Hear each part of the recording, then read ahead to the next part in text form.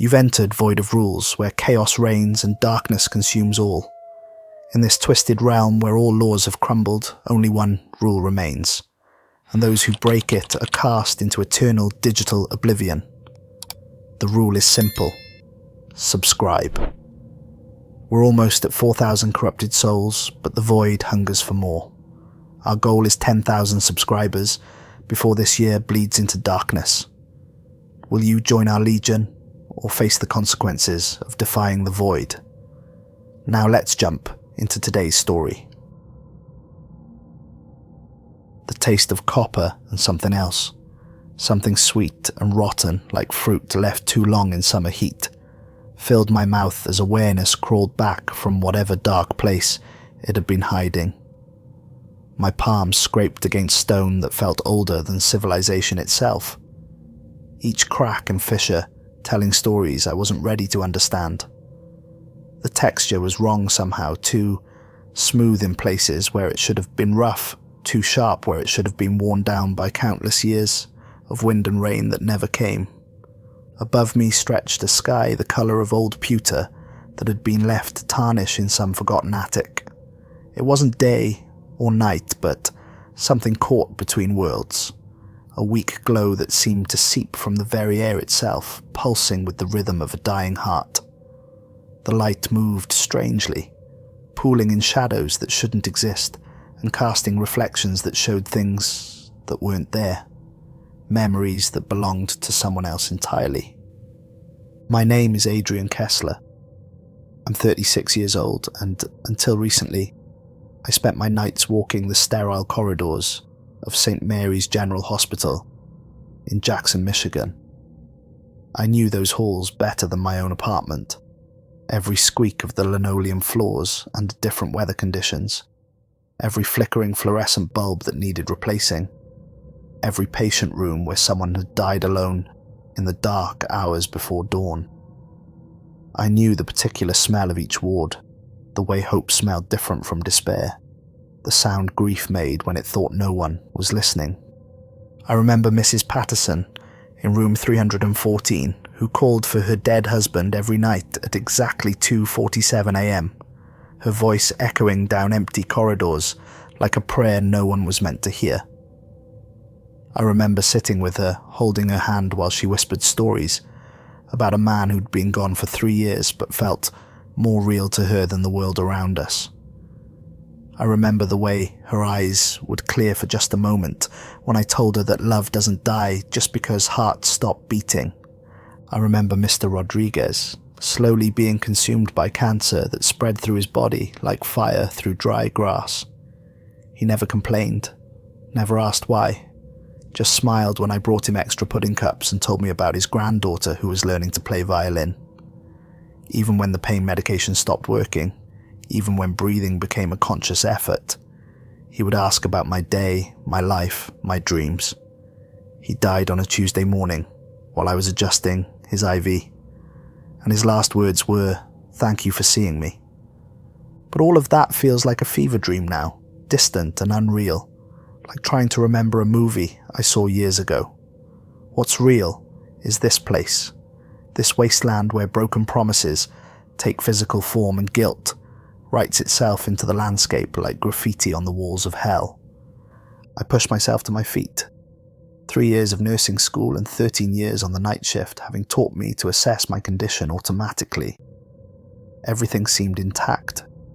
Arms moved freely through their full range of motion.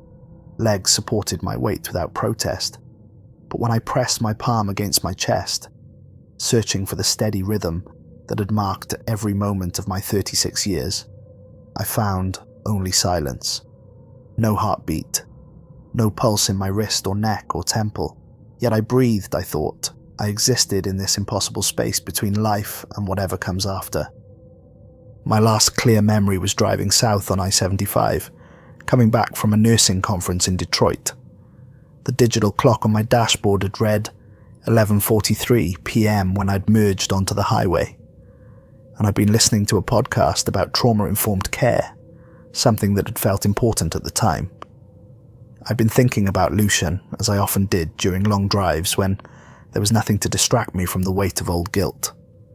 The conference had been about pediatric trauma response, and every speaker had emphasized the same thing: the critical importance of family support systems, of not leaving children to face crisis alone. The irony hadn't been lost on me then. It crushed me now. After that, nothing. Just darkness and the taste of copper.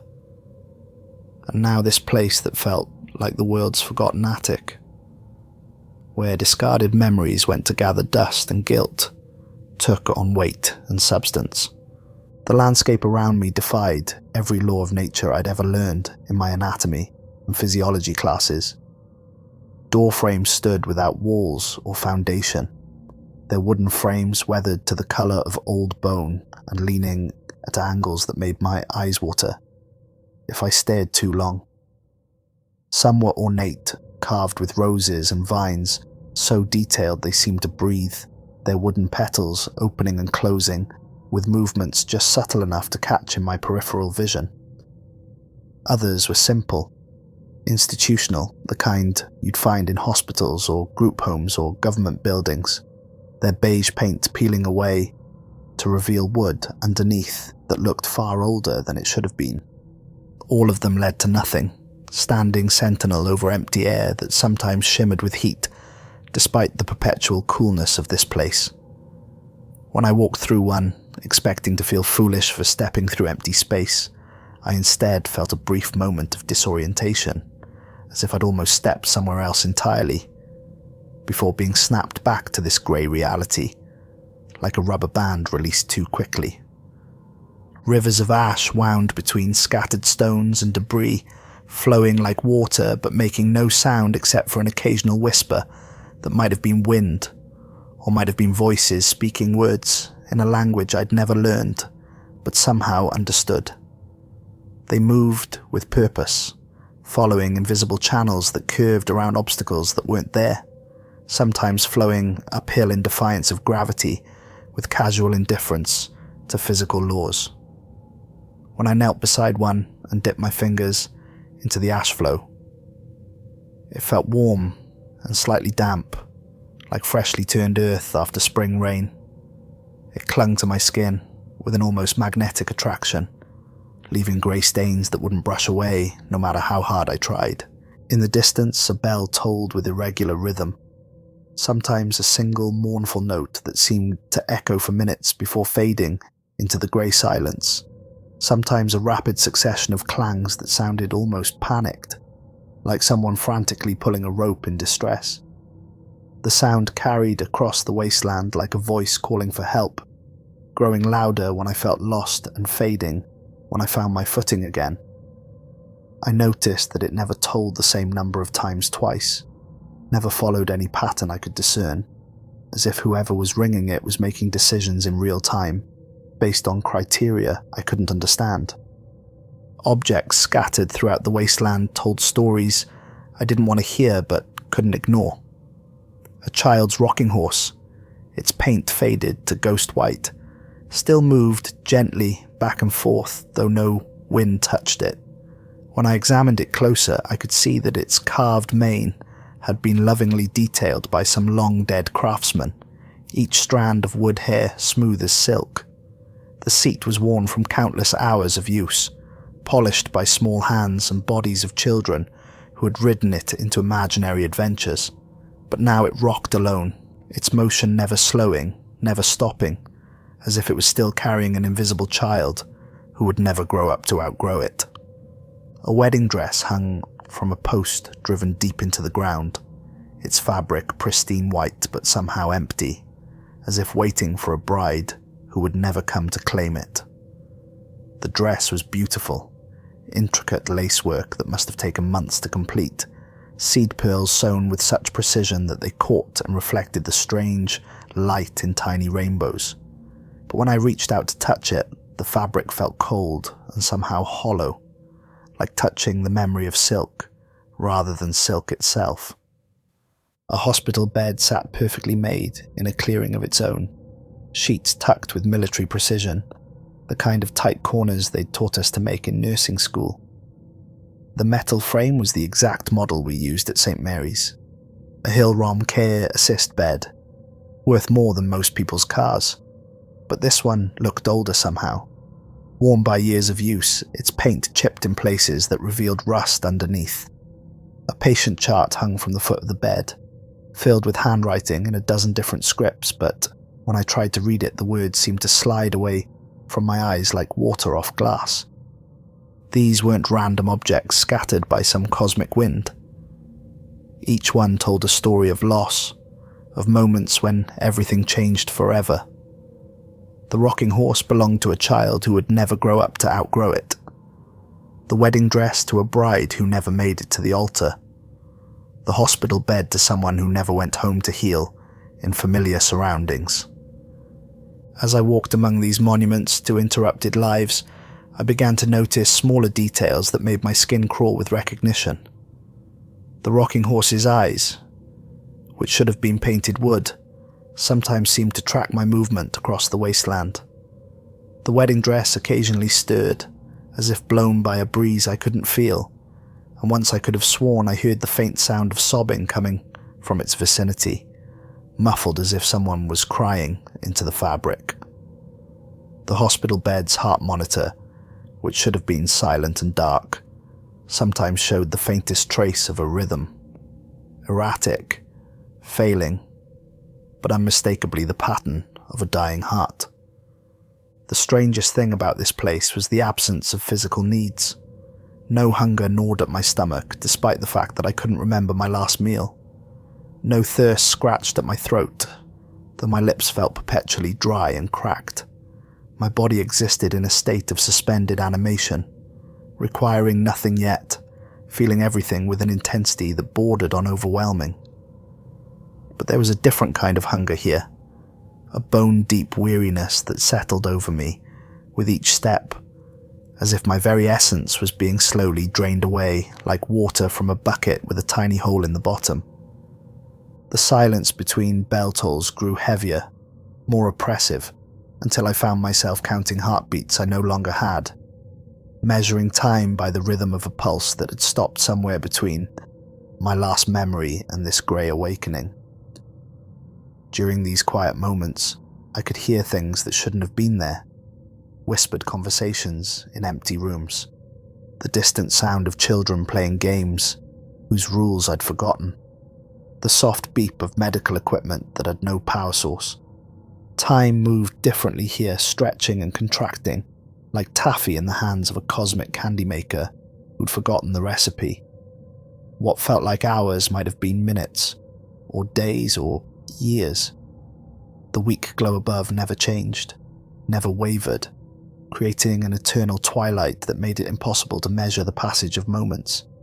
I walked through landscapes that shifted when I wasn't watching, roads that led in circles back to themselves, and forests of skeletal trees that whispered secrets in languages I almost understood, but could never quite grasp.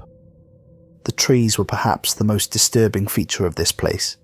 They grew in small groves scattered throughout the wasteland, their branches bare of leaves but somehow not quite dead. The bark was the colour of old bones, smooth in some places and deeply furrowed in others, and when I pressed my ear against the trunk, I could hear something like a heartbeat deep within the wood. Slow, irregular, but unmistakably there. The branches moved without wind, reaching toward each other across empty space, sometimes almost touching before pulling back as if afraid of contact. Beneath the trees, the ground was carpeted with what looked like fallen leaves, but when I bent to examine them, I realized they were pages, torn from books, letters, diaries, medical charts.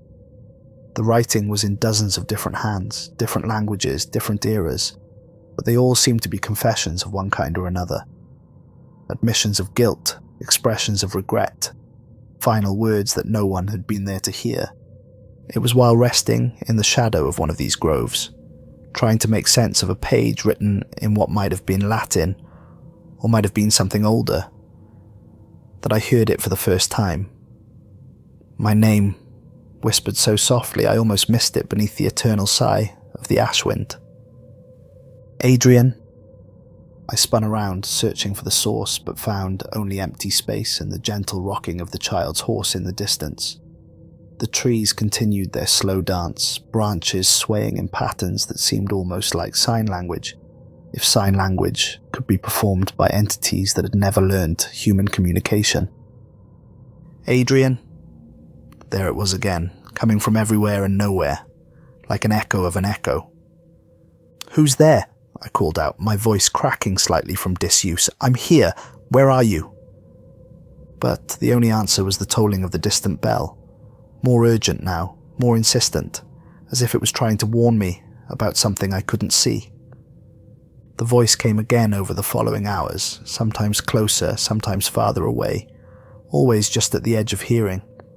It never said anything more than my name, but there was something familiar about it, something that tugged at memories I couldn't quite access. The tone was neither threatening nor comforting, just lonely, infinitely lonely, like someone calling across a vast distance with little hope of being heard. It was during one of these impossible days, when the light had grown slightly dimmer and the ash rivers ran a little faster, that I encountered her.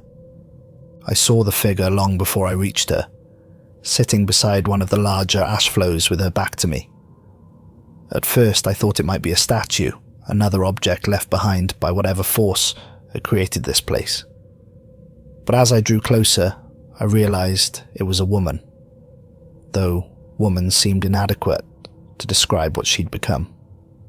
She sat with perfect stillness, her posture so rigid it looked uncomfortable, as if she'd been posed by an artist who didn't quite understand how human bodies naturally settled.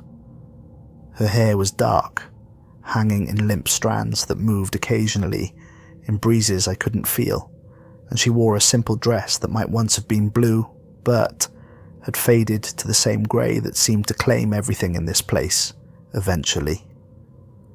"Excuse me," I called out as I approached, my voice echoing strangely in the space around her. "Are you all right? Do you need help?" She didn't turn around, but I heard her speak, her voice carrying an echo that seemed to come from somewhere far beneath the ground. "You're new. I can tell because you still ask questions that have answers. The rest of us, we stopped asking questions long ago. We learned that some questions are designed to break you rather than enlighten you." I moved around to face her, and what I saw made me take an involuntary step back. The woman, Seraphine Door, for that was her name, though she wouldn't tell me for several more hours, was gaunt beyond the point of emaciation. Her skin was stretched thin over bones that seemed too delicate to support even her diminished weight, and her cheeks were hollow as if she hadn't eaten in months. But it was her eyes that truly unsettled me, grey as the sky above, but with depth that spoke of time measured not in years but in eons of suffering. She looked at me with those ancient eyes, and I saw recognition there, as if she'd been expecting me specifically. "How long have you been here?" I asked, settling down beside her on the bank of the Ash River, grateful for human contact, even if that humanity seemed questionable. She laughed, a sound like wind chimes made of broken glass. "Time doesn't work the same way here. I've been here since before that bell started ringing, and it's been ringing since before I can remember remembering. But if you mean how it feels like forever. It feels like I've always been here, and I always will be. It feels like the world outside this place is the dream, and this is the only reality that's ever mattered." In her hands, she held a rosary, but it was wrong in subtle ways that took me several minutes to identify. Half the beads were missing, leaving gaps in the chain like missing teeth in a skull's grin. The remaining beads were made of different materials. Some looked like traditional wood or glass, but others appeared to be made of bone or stone, or substances I couldn't identify. She fingered them constantly, her lips moving in silent prayer to a god who seemed to have forgotten this place existed.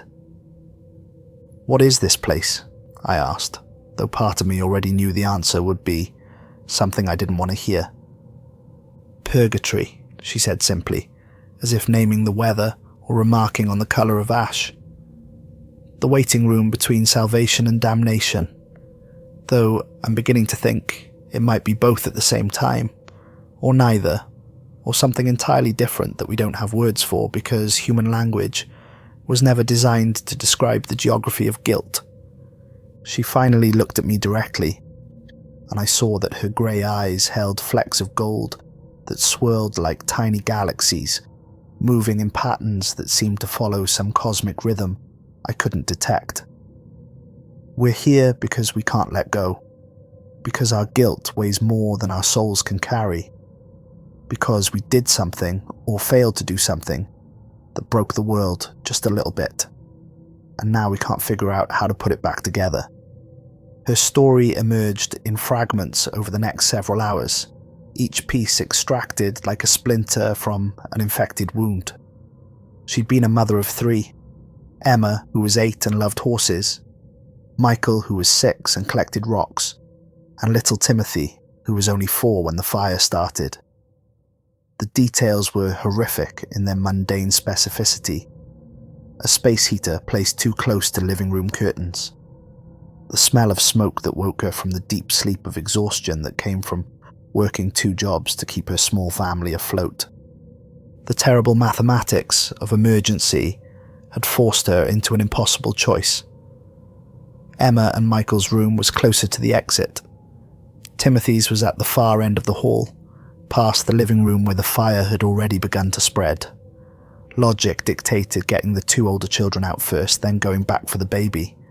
But logic, she'd learned, was a luxury that didn't account for the way smoke filled lungs or how quickly fire consumed everything it touched. She'd managed to get Emma and Michael out, screaming for neighbours to call the fire department while she ran back into the burning house for Timothy, but the ceiling had collapsed just as she reached his room, trapping them both in a pocket of flame and smoke. They died together, mother and child, their bodies found in an embrace that the fire couldn't touch, couldn't separate, couldn't destroy. The guilt isn't about dying, she explained, her fingers working the strange rosary in patterns that seemed to have their own logic. I made peace with that part years ago. Death is just death. It happens to everyone, eventually, and there's no shame in it. The guilt is about the choice I made in those first few seconds. When I woke up and smelled smoke, I went to Emma and Michael's room first because it was closer. I told myself it was practical, get them out, then go back for Timothy. But if I'm being honest, really honest, part of me chose them because they were older, because I knew them better, because Timothy was still just a baby, and Emma and Michael were real people with personalities and opinions and dreams. She paused, staring into the flowing ash as if it might show her something she'd missed, some alternate timeline where her choices had been different. For 4 years, I loved Timothy with everything I had. I sang to him, read to him, taught him his first words, and celebrated his first steps. But in that moment of choice, when everything was burning and I had seconds to decide, I loved him less. Not because he deserved less love, but because love isn't always equal, isn't always fair. Mothers sometimes have favourites, even when they try not to, even when they swear they don't. And that's what brought me here. Not the fire, not the death, but the knowledge that love isn't always perfect, that in the moment of ultimate test, I failed to love purely. The bell tolled again, and I felt something stir in my chest, not quite a heartbeat, but close, a pulling sensation like iron filings drawn to a magnet, tugging me towards the sound. The bell calls to everyone, eventually, Seraphine continued, noticing my reaction. It promises answers, redemption, a way to fix what we broke. It whispers that if we just follow the sound, we'll find the thing we've been looking for. Forgiveness, peace, the chance to make different choices. But I've learned to resist its call because the answers it offers, they're not the ones we want to hear. They're the ones we need to hear, which is entirely different and much more dangerous. Dangerous how? Because the truth rarely sets you free the way people say it will. More often, it just shows you exactly how trapped you really are. What's my sin? I asked, though part of me already knew, had known since the moment I recognized this place for what it was. Seraphine studied my face with those ancient eyes, reading me like a medical chart. Seeing symptoms I hadn't realized I was displaying. You left someone behind. Someone who needed you. Someone who trusted you to protect them. And you chose to protect yourself instead. It wasn't a question, and there was no judgment in her voice, only the weary recognition of someone who'd seen this pattern play out countless times. The memories hit me like a physical blow, as if someone had reached into my chest and squeezed my non-existent heart with fingers made of ice and regret. Lucian. My younger brother, 12 years old when our parents died in that car accident on I-75. The same stretch of highway where I'd apparently crashed, though the irony felt too sharp, too deliberate to be coincidence. 12 years old when I became his legal guardian at 19, overwhelmed and terrified and completely unprepared for the responsibility of raising a child when I was barely more than a child myself. I remember the social worker's office, the smell of burned coffee and institutional disinfectant that seemed to cling to every government building I'd ever entered. I remember the way Lucian had sat in the plastic chair beside me, his legs too short to reach the floor, swinging back and forth in a rhythm that gradually slowed as he realized that his life was being decided by people who didn't know his favorite color or the way he liked his sandwiches, cut diagonally, or that he was afraid of the dark but too proud to admit it. I remember the stack of paperwork, the explanations of support services that felt inadequate, the monthly stipend that seemed impossibly small for keeping a human being alive and healthy and happy.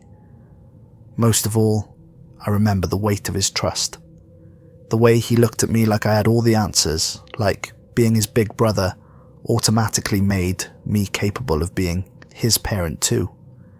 The way he crawled into my bed every night for the first month, not because he was scared of the dark, but because he was scared of waking up alone, scared that I might disappear the way our parents had.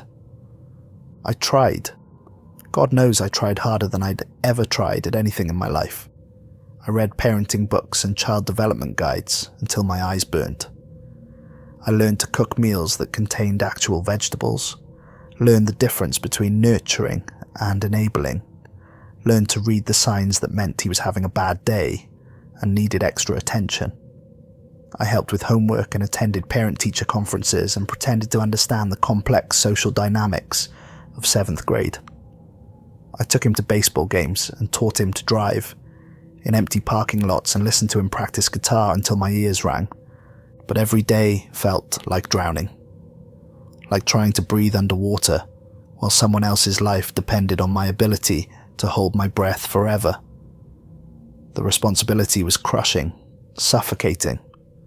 I was working 2 jobs to keep us afloat financially, but that meant leaving him alone more than I wanted to, trusting him to get himself home from school and do his homework, and not burn the house down while heating up dinner. I was exhausted all the time, running on caffeine and guilt, and the terrible knowledge that I was failing at the most important thing I'd ever been asked to do. The breaking point came on a Thursday night in November. Lucian had been suspended from school for fighting, something about another kid, making jokes about orphans, about how nobody wanted us, about how we were probably going to end up homeless or in jail like all the other foster kids. The principal had called me at work, using the tone adults reserve for parents who aren't doing their job properly, and I'd had to leave in the middle of my shift, marking myself as unreliable in the eyes of supervisors who were already skeptical about my ability to balance work and family responsibilities. When I picked Lucian up, his face was a mess of bruises and split lips, but he was grinning with a savage satisfaction that scared me more than the injuries. "You should see the other guy," he said, and laughed when I didn't respond. when I just stood there staring at this child who was becoming someone I didn't recognize. At home, I tried to have the conversation about violence not solving problems, about using words instead of fists, about how our parents wouldn't have wanted this. But Lucian just stared at me with eyes that looked older than 12 and said, "Our parents are dead, Adrian. They don't want anything anymore. And neither would that kid if I'd hit him a little harder." The coldness in his voice, the casual way he talked about seriously injuring another child, it terrified me. This wasn't the little boy who used to crawl into my bed during thunderstorms. This was someone else, someone shaped by loss and abandonment, and the particular kind of anger that comes from having your world destroyed before you're old enough to understand why. That night, after Lucian had gone to bed, I sat at our kitchen table and calculated the numbers. My income versus our expenses. The cost of raising a child versus the cost of surrendering custody. The likelihood that I could provide a stable, loving home versus the likelihood that the foster system could find him a real family, people who knew what they were doing, people who wouldn't lie awake at night wondering if they were ruining a child's life through sheer incompetence. I told myself it was a practical decision. I told myself it was noble, sacrificing my own desires to give Lucian a better chance. I told myself that love sometimes meant letting go, that the kindest thing I could do was admit I wasn't capable of being what he needed. But the truth was simpler and more shameful. I was terrified. Terrified of failing him completely, terrified of succeeding and spending the rest of my life responsible for someone else's happiness when I couldn't figure out my own. Terrified of becoming the kind of adult I'd never wanted to be. Careful, responsible, boring, tied down by obligations I'd never chosen, and commitments that felt like prison sentences. So I packed my bags while he slept, leaving only a note that said I was sorry, that he deserved better than a scared kid pretending to be a parent, that the social workers would find him a family who could give him the life he deserved.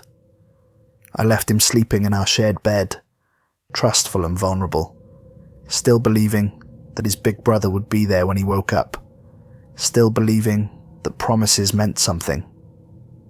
I never saw him again.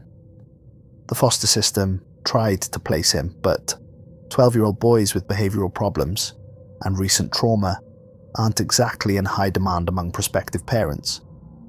He bounced from home to home, never staying anywhere long enough to form real attachments, never finding the stability I'd promised him someone else would provide. He died at 17 in a group home in Detroit, alone and forgotten, still carrying my business card in his wallet, a card I'd given him before I left, with my contact information and a promise to stay in touch that I never kept. The group home director said he'd asked about me sometimes in the early years, wondered if I was coming back, if I was ever going to visit. But eventually, he stopped asking.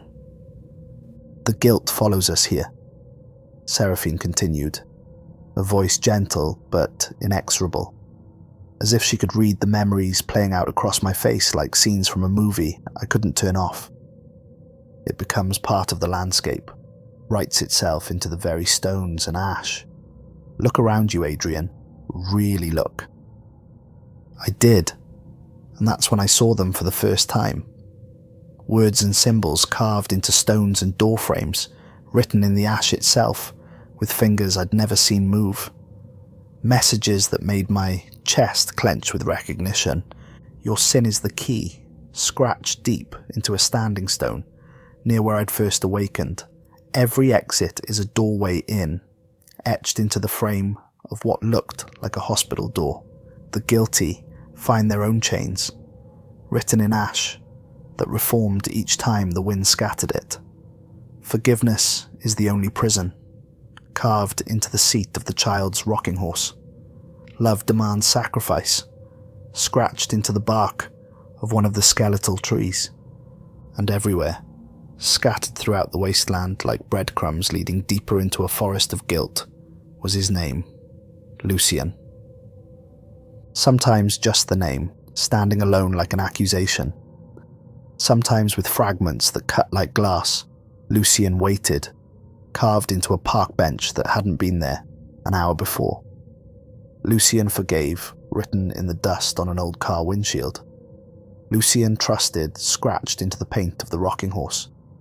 Lucian remembered, etched into the frame of a bedroom door. Lucian understood, written in ash that never scattered, no matter how hard the wind blew. Each time I saw his name, the bell tolled louder, more insistent, and that pulling sensation in my chest grew stronger. It was calling me, I realized. Not randomly, not cruelly, but specifically. The bell knew my name, knew my shame, and it had something to show me. Something that might be redemption, or might be damnation, but was certainly an ending to the uncertainty that had brought me to this place. "Don't follow it," Seraphine whispered urgently, grabbing my arm with fingers that felt like dry twigs wrapped in tissue paper. I've seen others follow the call. They walk toward that sound with hope in their eyes and love in their hearts, thinking they're going to fix what they broke. But they never come back. Or if they do, they're not themselves anymore. They're empty, hollowed out. The guilt consumes them completely, and there's nothing left but the hunger for more guilt, more pain, more reasons to suffer. She told me about the others she'd encountered in her time here. Dozens of them, maybe hundreds, all carrying their own particular burdens. A doctor who'd misdiagnosed a child's appendicitis, leading to a death that might have been prevented with proper treatment. A mother who'd looked at her phone for just a moment while her toddler was in the bathtub, just long enough for the unthinkable to happen. A teacher who'd failed to report signs of abuse because he didn't want to get involved. Didn't want to deal with the paperwork and the questions and the possibility that he might be wrong. They all heard their own version of the bell, she explained, her voice growing fainter, as if the act of remembering was draining her somehow. And they all thought they were different, special, that their love was strong enough to overcome whatever waited at the source of that sound. But love isn't armor, Adrian. Sometimes it's just another way to cut yourself, another blade to turn inward when the guilt becomes too heavy to carry. But even as she spoke, I could hear something else beneath the bell's call, a voice faint and far away, but unmistakably familiar. Lucian's voice, the way it sounded when he was 12 and scared, and calling for his big brother to chase away the monsters under his bed.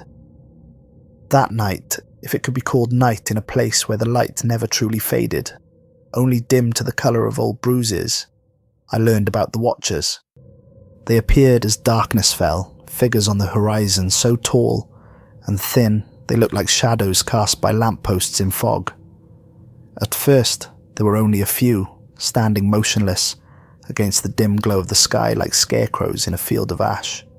But as I watched from my resting place beside Seraphine, more emerged from behind hills and doorframes, from the ash rivers and the skeletal forests, materializing as if the approaching darkness gave them permission to exist.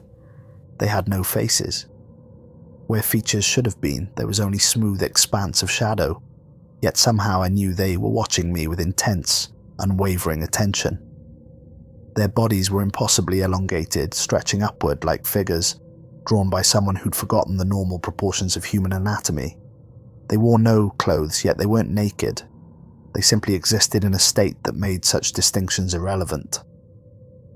During the day, they were nowhere to be seen, but as soon as the light began to fade, they materialized like nightmares given form, taking their positions in an ever-widening circle around the area where Seraphine and I had chosen to rest. I tested them the first night, walking directly towards the nearest figure, with a kind of professional curiosity that had served me well in the hospital when dealing with patients who weren't quite what they seemed. As I approached, it remained perfectly still, a sentinel of darkness that seemed to absorb light rather than reflect it. I came within arm's reach, close enough to see that its surface rippled slightly, like water disturbed by a gentle breeze, or like smoke that had somehow learned to hold its shape. The thing had no scent, no sound, no warmth or coldness. It was simply absence given form, a hole in the world shaped like something that might once have been human. But when I turned away, walking back towards Seraphine, with the satisfied feeling that I'd proven they were harmless, I heard it. Whispers, soft as falling ash, but unmistakably there, speaking words in my own voice. Adrian, Adrian, Adrian. The sound came from all directions at once, surrounding me in a cocoon of my own identity spoken by entities that had no mouths, no vocal cords, no apparent means of producing sound. Sometimes they whispered in harmony, creating otherworldly melodies that seemed to bypass my ears and resonate directly in my bones. Other times they fragmented my name into syllables, stretching each sound until it became something alien and strange. Adrian, Adrian, Adrian. When I spun around to confront them, they were exactly where they'd been, silent and still as grave markers. But the moment I turned away again, the whispers resumed, closer now, more insistent. Night after night, their numbers grew. 5 became 10, 10 became 20, until eventually there were so many that they formed multiple concentric circles around us, a vast amphitheatre of watchers whose attention felt like a physical weight on my skin. They never moved, while observed, never made any threatening gestures, but their presence was constant and increasingly oppressive. Their whispers evolved too. What started as simple repetition of my name became more complex, more purposeful, like a Greek chorus commenting on a tragedy they'd seen performed countless times. Adrian who ran away. Adrian who abandoned his brother. Adrian who chose himself over love. Adrian who carries the weight of a child's death. Adrian who knows the price of cowardice. Adrian who seeks redemption in the wrong places. Adrian who believes love can be earned through suffering. Each accusation was true, and each one landed like a stone thrown into still water, sending ripples of shame and regret through my very being. But worse than the accusations were the questions they began to ask in voices that sounded like wind through broken windows. Would Lucian forgive you if he knew the truth? Do you deserve forgiveness for choosing yourself? Is guilt just self-pity disguised as morality? How many more children will suffer because you learn to run? What makes your pain more important than his was? Do you think suffering makes you noble? These questions followed me into my restless sleep, weaving themselves into dreams where I relived that Thursday night over and over, sometimes making different choices, sometimes making the same ones, but always waking with the taste of failure in my mouth and the weight of judgment pressing down on my chest like a stone. When I told Seraphine about them, her face went pale in a way that made her look almost transparent, as if she was slowly becoming part of the grey landscape around us. They're not here for me anymore, she said quietly, her voice barely audible above the whisper of the ash wind. They stopped whispering my name years ago, decades maybe. I thought that meant I was free, but now I understand. It means they've given up on me. When they stop calling to you, it means you've been here so long that you've become part of the place. You're no longer worth saving or damning. You just are. She showed me her hands, and I saw that her fingers were slightly transparent at the tips, as if she was slowly fading away like a photograph, left too long in sunlight. This is what happens to us, she explained, flexing her fingers and watching the light pass through them. We don't die here, but we don't really live either. We just diminish. Bit by bit, day by day, until we're nothing more than echoes of who we used to be. Whispers in the wind warning the newly arrived about dangers we can no longer clearly remember. The thought terrified me more than the watchers themselves.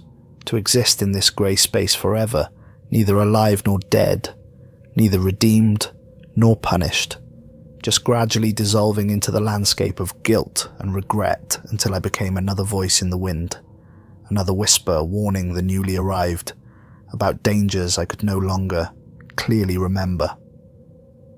But the Watchers weren't finished with me yet. It was Seraphine who first pointed out the pattern, several days later when the Watchers had grown so numerous that they blocked out portions of the horizon like a living eclipse. "Look at where they gather most densely," she said one evening as we watched them take their positions, her voice carrying a note of concern I hadn't heard before. "They're not random, they're forming something deliberate." She was right. The Watchers were most numerous in certain directions, creating corridors of attention that led across the wasteland like a map, drawn in shadow and whisper. Some areas were completely empty of their presence, creating safe passages that curved around invisible obstacles.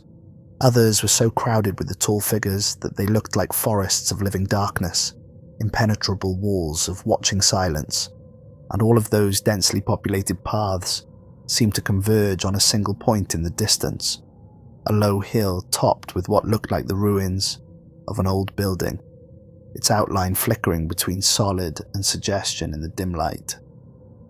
That's where the bell comes from, I realized, watching the structure pulse with a faint light that matched the rhythm of the tolling. Seraphine nodded grimly, her expression carrying the weight of hard-won knowledge. "And that's where you'll find your door?" "My door?" "Everyone here has a door, Adrian. It appears when your guilt reaches a certain density, when the weight of what you've done becomes so heavy that this place can't contain it anymore without offering a choice. The door offers resolution. Walk through and face whatever lies beyond, or stay here in the grey space forever, slowly fading until you become part of the landscape." She stood up with visible effort, her movements careful and deliberate, as if her bones were made of glass and might shatter if handled too roughly. "I'll show you mine if you want. Maybe it will help you understand what you're really choosing between." We walked for what felt like hours through landscapes that shifted and changed around us, following paths that appeared and disappeared based on some logic I couldn't grasp. Seraphine moved with the certainty of someone who'd made this journey many times, leading me through forests of doorframes and past objects that told stories I tried not to think about too deeply. The journey itself was unsettling. As we walked, the objects around us became more personal, more specific to our individual guilts. I began to see things that belonged to my own history. A Little League trophy with Lucian's name on it, a homework assignment in his careful handwriting with a grade of A+, and a note from the teacher saying, "Excellent work as always." A photograph of our family from the summer before the accident, all four of us squinting into bright sunlight at a beach somewhere, our parents' arms around us, all of us believing that this was how things would always be. Eventually we reached a small clearing where a single doorframe stood, isolated from all the others scattered throughout the wasteland. This one was different, larger, more solid, more real than anything else I'd encountered in this place. It was crafted from dark wood with intricate patterns that seemed to move and flow when observed peripherally, like living vines growing in fast motion. The wood itself was beautiful, polished to a deep shine that reflected the strange light in ways that made it seem almost alive. But it was sealed, not with a physical barrier, but with something that felt infinitely stronger. The air around it practically hummed with contained energy, and looking at it too long made my non-existent heart race with a fear I couldn't name. "Behind that door," Seraphine whispered, her voice filled with a longing so profound it was painful to hear. "I can hear my children calling for me. Emma asking where Mummy went, wondering why I never came back from the fire. Michael crying because he can't find his favourite rock, the smooth blue one he carried everywhere. And Timothy calls for me to come back and save him properly this time, to be the mother he deserved instead of the one who failed him." She reached toward the door, her hand stopping inches from the dark wood, as if there was an invisible barrier, preventing contact. I've stood here countless times over the years, wanting so desperately to open it and run to them. The desire is so strong, it feels like drowning, like being pulled underwater by the weight of love itself. But I know now that what's behind that door isn't really them. It's my guilt given form, my regret shaped into the voices I most need to hear. Opening that door wouldn't save my children. They're already safe, already at peace in whatever comes after this place. Opening it would only damn me further, trap me in a cycle of false redemption that would consume whatever's left of my soul. She pulled her hand back, the motion clearly causing her physical pain. The door feeds on love, Adrian. It takes our deepest, purest emotions and uses them as bait. Because guilt alone isn't enough to damn us. We need to choose damnation willingly, need to walk into it with open eyes and loving hearts, believing we're doing something noble. As we walked back toward the center of the wasteland, I found myself thinking about doors and choices, about the difference between redemption and damnation, and whether there was any real difference at all in a place like this. The Watchers followed our progress, their whispers creating a constant background chorus of my name and my sins. But I was beginning to tune them out, focusing instead on the larger questions that this place seemed designed to force upon its inhabitants. That night, I dreamed of Lucian for the first time since arriving in this place.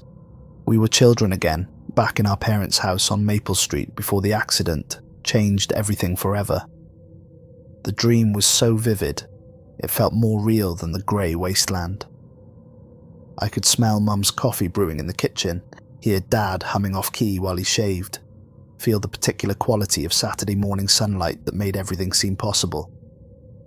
Lucian was 8 years old in the dream, gap-toothed and energetic, bouncing on my bed to wake me up because he'd discovered something amazing in the backyard and needed to show me immediately. His excitement was infectious in the way only a child's can be, pure and uncomplicated, untainted by the knowledge of how quickly joy can turn to loss. "Adrian, you have to see this," he said, tugging on my sleeve with sticky fingers that smelled like maple syrup and childhood. "There's a whole family of rabbits living under the shed. Baby ones too, really tiny and soft." We spent the morning watching the rabbits from a safe distance, Lucian providing running commentary about their activities while I tried to look interested, despite being more concerned with teenage things like whether Sarah Mitchell would notice if I wore my good shirt to school on Monday. "Promise me something, Adrian," he said suddenly, his 8-year-old face serious despite the chocolate milk moustache he'd acquired at breakfast. "Promise me that no matter what happens, you'll never leave me alone. Promise me we'll always be brothers." "I promise," Dream Adrian replied without hesitation, reaching out to ruffle his hair in the way that always made him laugh. "Brothers forever, remember? That's what we said when Mum and Dad brought you home from the hospital. Nothing's ever going to change that." Lucian smiled, that gap-toothed grin that could light up a room even on the darkest days. "Brothers forever," he agreed, holding out his pinky for the ritual handshake we'd invented when he was 5, no matter what. I woke with tears on my face and the taste of chocolate milk on my tongue, though I hadn't eaten or drunk anything since arriving in this place. The dream felt more real than my own memories, more true than the grey wasteland around me. And for the first time since waking up here, I felt something other than regret and self-loathing. I felt purpose. The Watchers had multiplied again during my sleep, their numbers now so vast that they covered the entire horizon like a living shadow that stretched beyond the limits of vision. But their arrangement had changed. Instead of random circles, they now formed complex geometric patterns, spirals and star shapes and intricate mandalas that seemed to pulse with their own internal rhythm. At the center of each pattern was empty space, carefully maintained gaps that seemed designed for a specific purpose. They were creating a map, I realized. A set of instructions written in shadow and silence showing me exactly where I needed to go and how to get there. The empty spaces formed pathways leading inevitably toward the hill where the bell tower stood, where my own door waited with whatever choice lay beyond it. "Follow us," they seemed to say without words. "We'll show you the way to what you're seeking." And for the first time since arriving in this place, I decided to listen.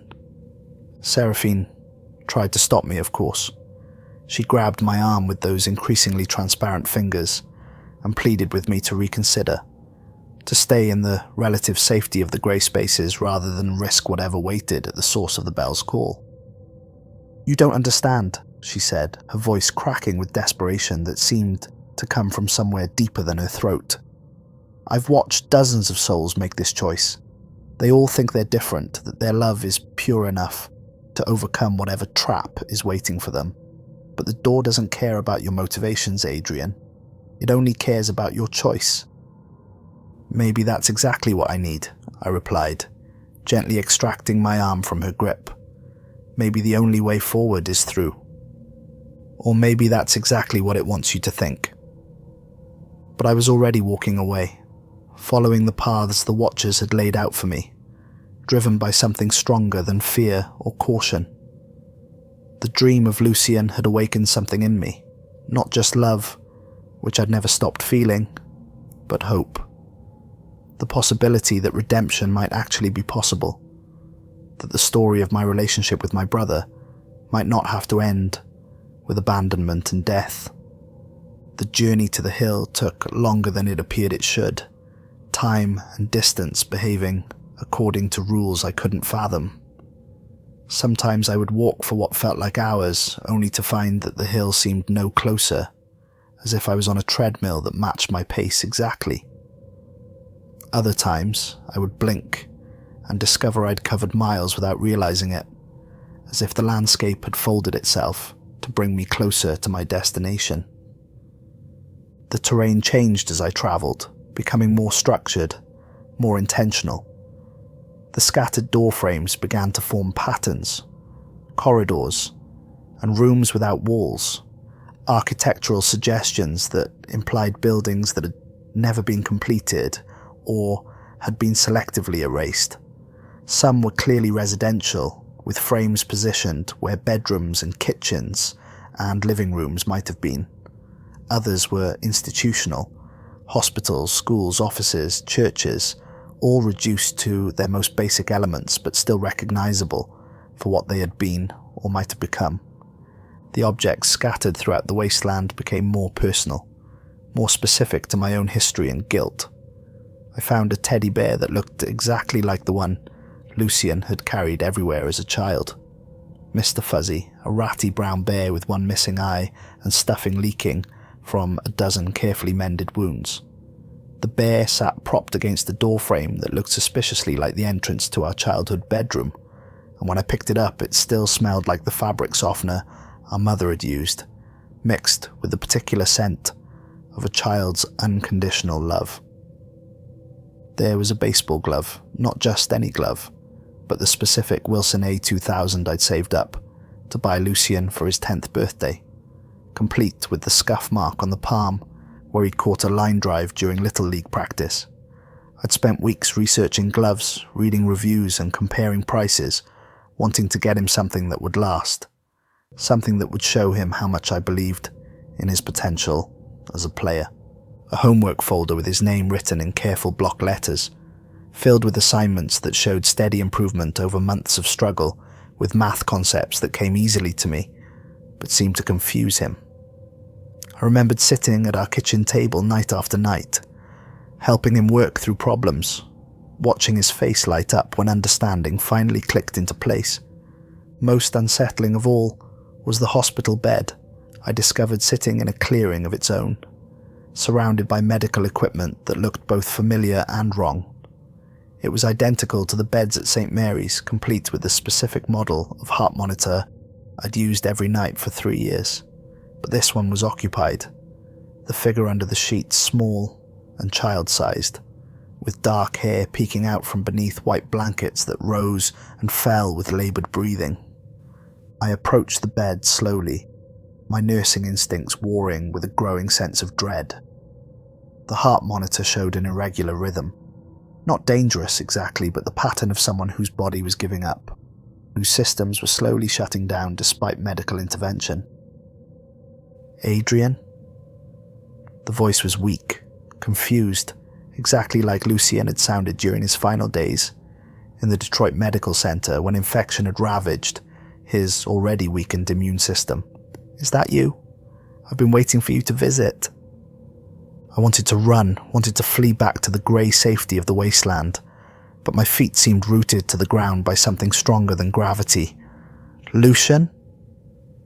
The figure turned toward me, and I saw a face that was both 17 and 12 at the same time, features that shifted between the boy I'd abandoned and the young man who'd died alone. His eyes held the same trust they'd always carried, even after years of disappointment and abandonment, even facing death in a sterile room with no family to hold his hand. You said you'd come visit me in the hospital, he said, his voice carrying the particular weakness that comes from fighting an infection your body can't overcome. You said you'd be there when I woke up from the surgery, but you never came. The words hit me like physical blows. I didn't know, I whispered, though the excuse sounded hollow even to my own ears. I didn't know you were sick. I didn't know you were dying. Lucian smiled sadly, the expression so familiar it made my chest ache with recognition and loss. I know. I left messages on your old number, but it was disconnected. I wrote letters to your last address, but they came back marked return to sender. I even hired a private investigator with my birthday money when I turned 16, but he couldn't find you either. You'd gotten really good at disappearing. The heart monitor's rhythm began to slow, the steady beeps becoming more sporadic. I died thinking about you, Lucian continued, his voice growing fainter with each word. My last thought was wondering if you ever thought about me, if you ever regretted leaving, if you ever wished you could take it back. And do you know what I decided? I shook my head, unable to speak around the tightness in my throat. I decided it didn't matter. Because love doesn't keep score, Adrian. Love doesn't demand perfection or require constant presence. I loved you when you were my scared 19-year-old brother, trying to figure out how to be a parent. And I loved you when you left. And I loved you when I died alone in that hospital room. That love doesn't disappear just because you made a mistake. It doesn't evaporate just because you weren't strong enough to handle an impossible situation. The monitor flatlined with a long, steady tone that seemed to echo across the entire wasteland. When I looked up from the machine, the bed was empty, the sheets tucked neatly as if no one had ever been there at all. But the message was clear. This place didn't just show me my guilt, it showed me the possibility of forgiveness, the chance that maybe, just maybe, the burden I'd been carrying all these years was heavier than it needed to be. The vision might have been false, created by whatever forces governed this realm, but the emotions it evoked were real. The love was real. The possibility of redemption was real. The Watchers had witnessed the entire encounter, their tall forms surrounding the clearing in concentric circles. As I left the hospital bed behind, they began to move for the first time since I'd been here. Not quickly, not dramatically, but with slow, purposeful steps that gradually rearranged their formation around me. Instead of circles or geometric patterns, they now created pathways, corridors of shadow that led unmistakably toward the hill and whatever waited there. Their whispers had changed too, evolving from accusations to something that might have been encouragement. Adrian who loves his brother. Adrian who carries love as well as guilt. Adrian who might yet choose forgiveness. Adrian who could be free. Adrian who seeks the truth behind love's sacrifice. Adrian who might yet choose to live rather than merely exist. The hill loomed larger as I approached, and I could see now that what I'd taken for ruins was actually an ancient chapel, its stone walls weathered, but still standing against the eternal twilight. The architecture was old, older than anything I'd seen in the wasteland, with flying buttresses and carved gargoyles that seemed to watch my approach with stone eyes that held too much intelligence. A bell tower rose from the chapel's centre, and the irregular tolling that had haunted my time here grew louder with each step. The sound was different now that I was close to its source, less like a bell and more like a heartbeat, a rhythm that seemed to sync with the pulse I no longer possessed. The chapel's exterior was covered in carvings that told a story in stone, relief sculptures depicting scenes of judgment and redemption, of souls weighing their choices on cosmic scales. Some panels showed figures rising from graves with expressions of joy and relief, their stone faces turned toward a light source that existed beyond the frame of the carving. Others depicted souls being weighed on massive scales, their faces reflecting the terrible uncertainty of awaiting judgment. Most disturbing were the panels showing people opening doors, their faces illuminated by light from whatever lay beyond. Their expressions were impossible to read.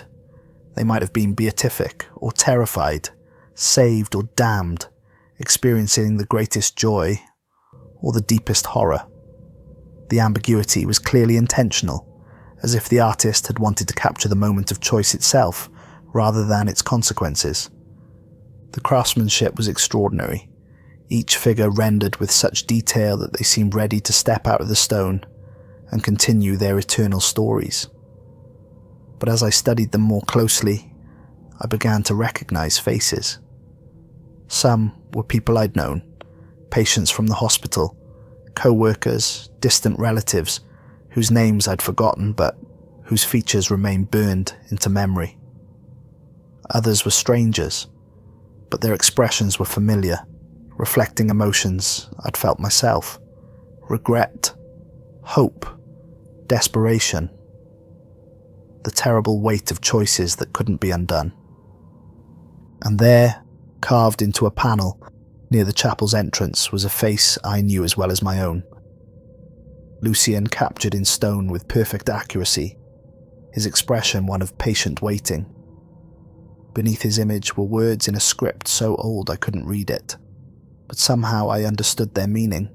Love endures all things, hopes all things, forgives all things.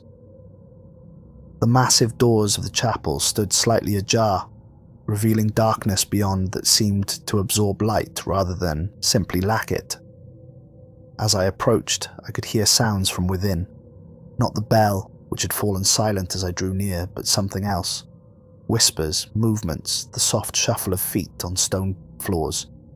I pushed the doors open and stepped inside.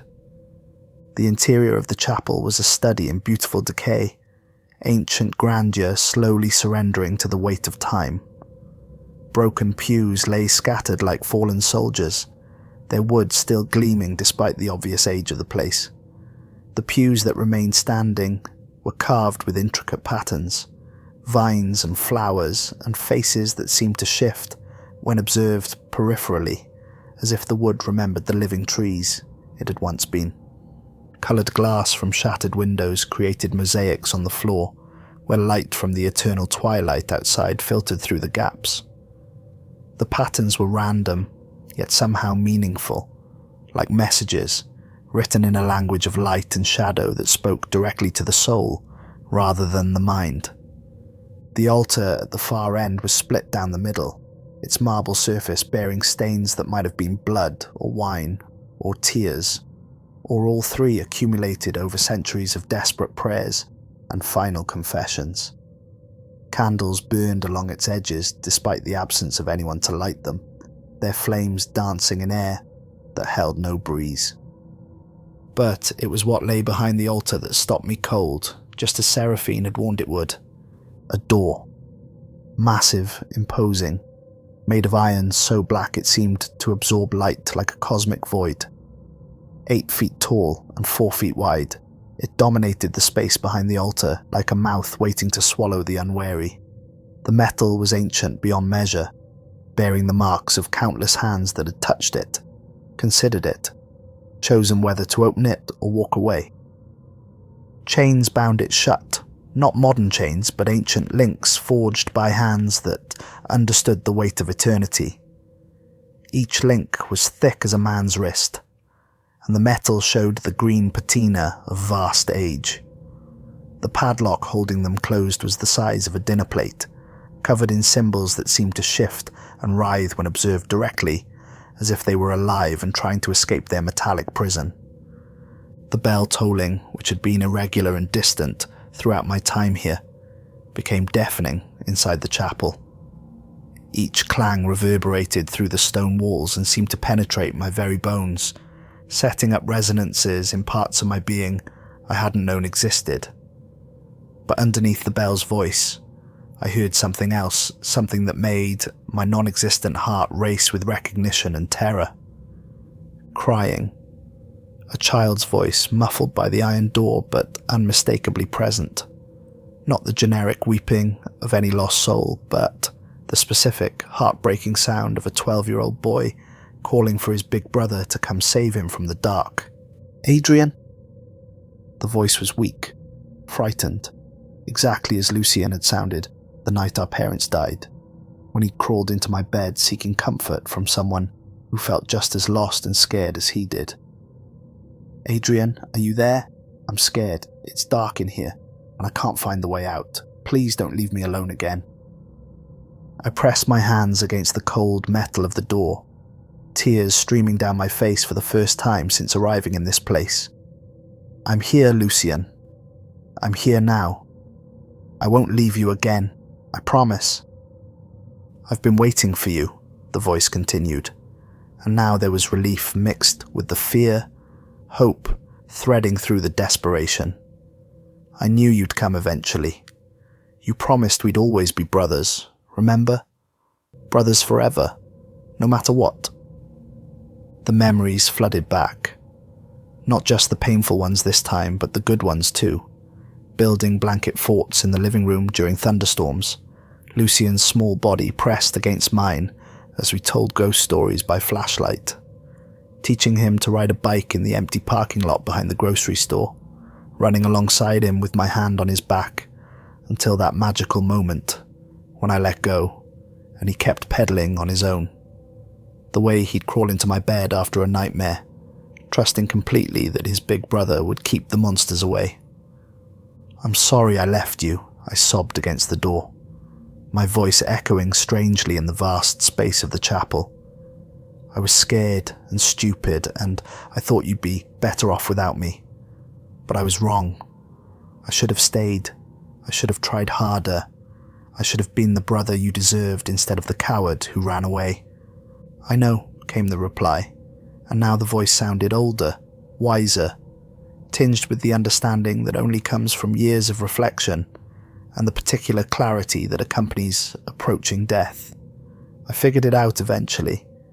You were just a kid too, thrust into a situation no one should have to handle alone. I was angry for a while, but mostly I just missed you. I just wanted my brother back." The chains around the door seemed looser now, their ancient metal showing the first signs of rust and wear after centuries of perfect preservation. My fingers found purchase points where the links had weakened over time, and I began to work at them with desperate purpose, driven by a need that went beyond rational thought. "The chains are old," Lucian's voice encouraged from behind the door, the sound now coming from multiple directions, as if he was moving around in whatever space lay beyond. "You can break them, Adrian. You're stronger than you think. You've spent years helping people, saving lives, being the kind of person who doesn't abandon those who need him. You can save me too." As I worked, the chapel began to fill with whispers. The watchers who had followed me here in increasing numbers crowded into the sacred space. They stood between the broken pews, along the walls, pressing close to the shattered altar. but their whispers were no longer accusatory or even encouraging. They were instructional, urgent, filled with a purpose I was only beginning to understand. "Go down," they whispered in perfect unison, their voices blending into a sound like wind through autumn leaves. "Go down, Adrian. Go down to him. Go down to the truth. Go down to the choice that defines all choices." Unlike their previous chants, these whispers felt supportive, almost loving, as if the Watchers wanted me to succeed, wanted me to open the door and descend to wherever it led.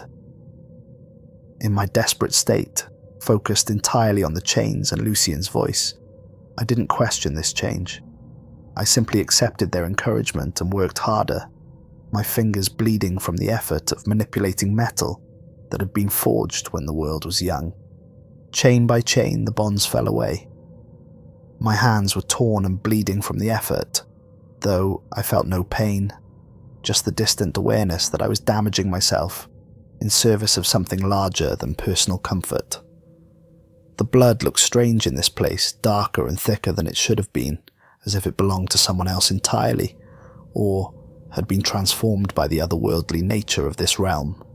But the chains were real enough, as they clattered to the stone floor with sounds that echoed through the chapel like breaking glass, each fallen link creating harmonics that seemed to resonate with the very foundations of the building.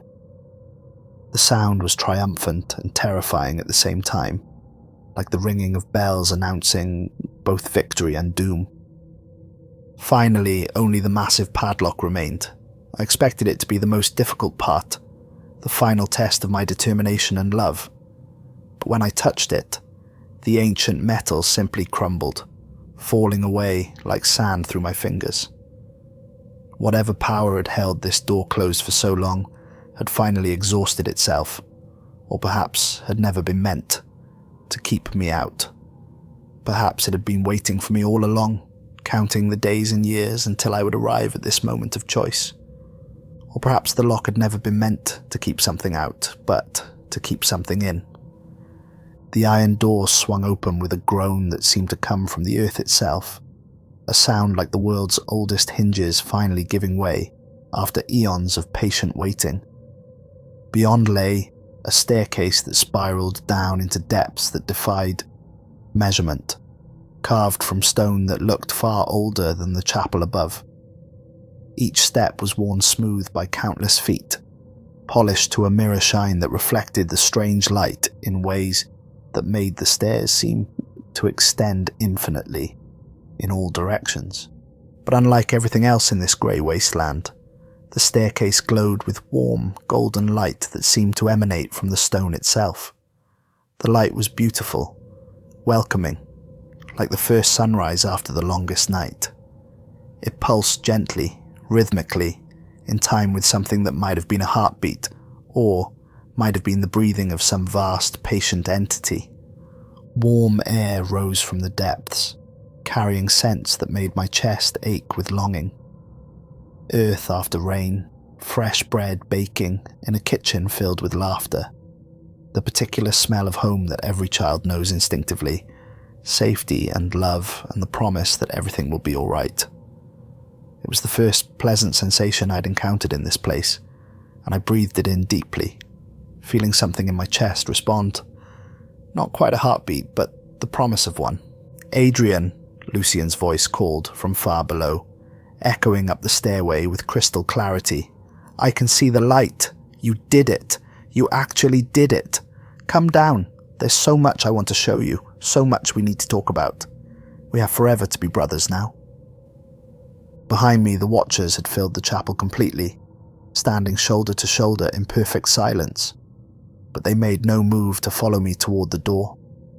Instead, they simply watched, with their featureless faces turned toward me, in what felt like anticipation or approval, or perhaps farewell. I took one step onto the staircase, then another. The golden light grew brighter with each step, and I could feel actual warmth on my face for the first time since awakening in this place.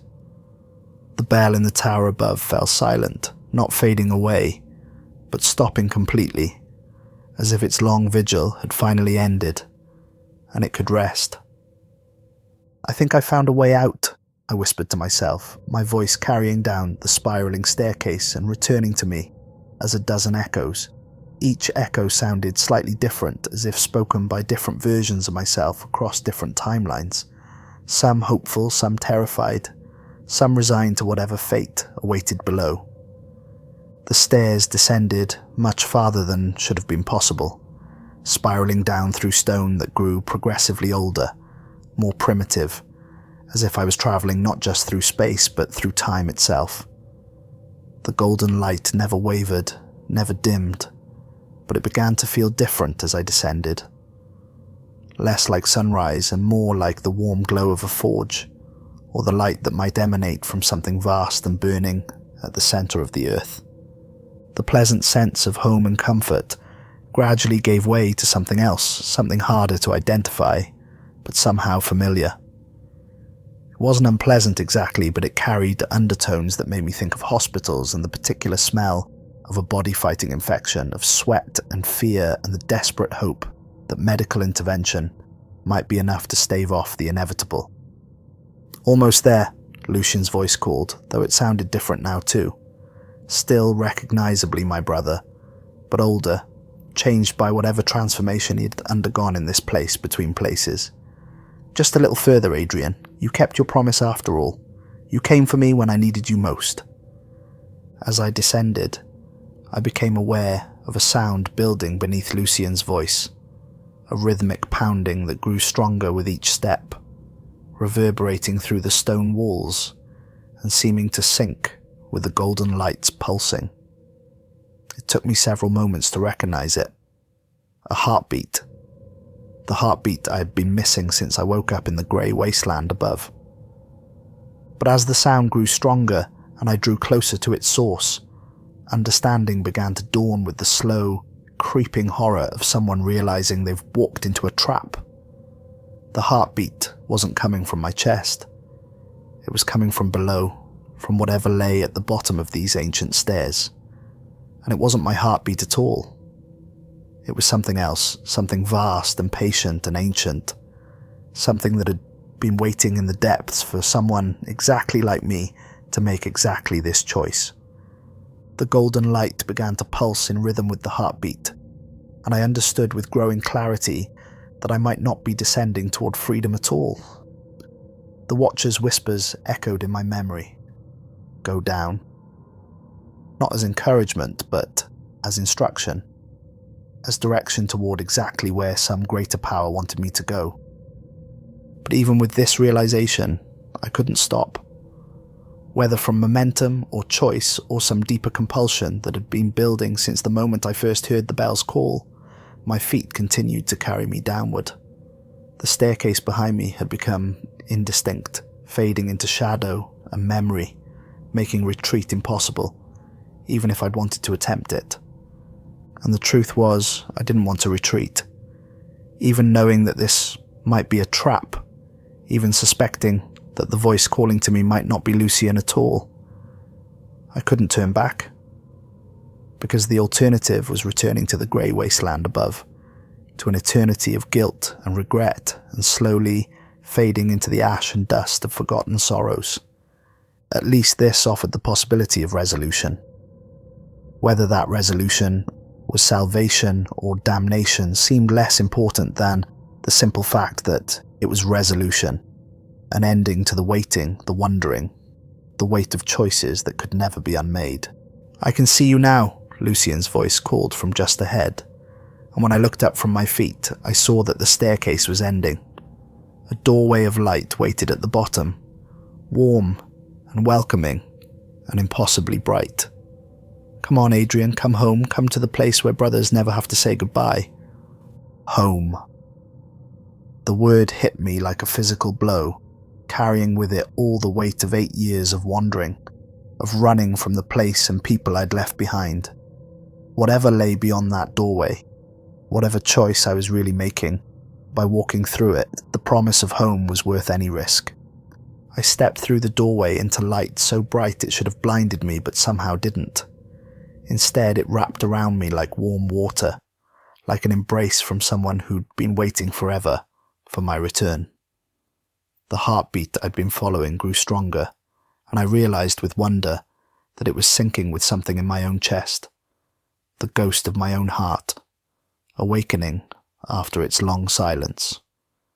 For a moment, just a moment, I thought I saw him.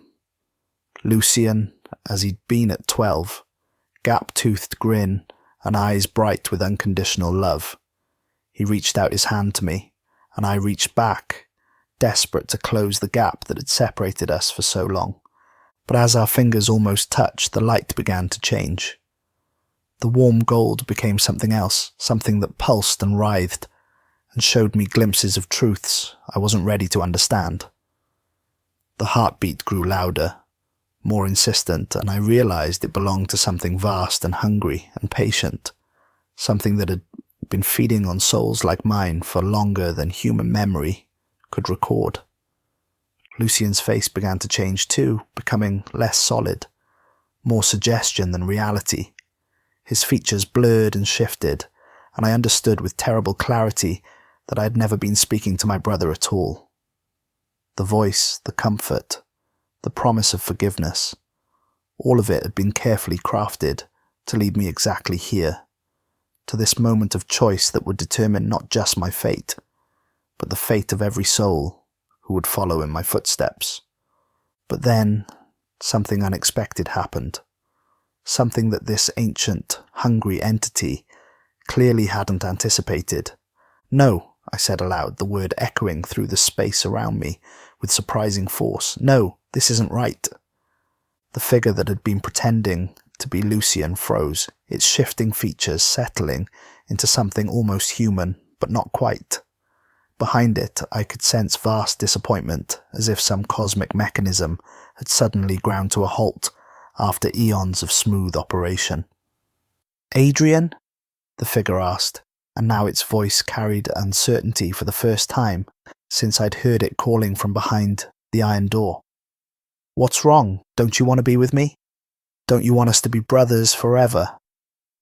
"I want to be with my brother," I replied, surprised by the strength in my own voice, by the clarity that was cutting through the golden haze of false promise. "But you're not him. You never were." The light around me began to flicker, revealing glimpses of what lay beneath the beautiful illusion. Walls of black stone, slick with moisture that might have been condensation, or might have been something far worse. Chains hanging from invisible ceilings, bearing shackles sized for human limbs, and everywhere the sound of weeping. Not just one voice, but thousands, maybe millions, all trapped in this place that fed on guilt and regret and the desperate love that makes people choose damnation willingly. "How did you know?" the figure asked, its voice now completely alien, layered with harmonics that no human throat could produce. "How did you see through what so many others accepted without question?" "Because," I said, understanding flooding through me like cold water, washing away the last of the golden haze, "Lucian would never have led me somewhere that felt wrong. He would never have used my guilt against me, even if it meant we could be together. That's not who he was. Love doesn't manipulate. Love doesn't trick. Love doesn't feed on guilt and call it redemption." The figure began to dissolve, its false features melting away like wax in a fire. What remained was something ancient and hungry, a presence that had existed long before humans walked the earth and would continue long after the last star burned out. It was vast beyond comprehension, yet somehow diminished by my refusal to accept its gift. "You could still choose this," it whispered with voices like grinding stone, like the sound of mountains being born and dying. "You could stay here and forget your guilt, forget your pain. We could give you endless dreams of reunion, of forgiveness, of everything you've ever wanted. All we ask in return is your willingness to accept our version of truth." "At what cost?" "Only your soul, only your capacity to grow, to change, to become something more than your worst moment. Only your ability to choose anything other than the guilt that brought you here." I thought of Seraphine, warning me that the door led deeper in, not out. I thought of the Watchers, encouraging me to descend into this trap with whispers that sounded like love, but were really just hunger wearing a friendly mask. I thought of all the souls whose weeping I could hear echoing through this place. People who had made the same choice I was being offered. People who had traded their potential for growth for the false comfort of eternal guilt. No, I said again, and this time the word rang out like a bell, clear and true and final. I refused to be defined by my worst moment. I refused to let guilt become my identity.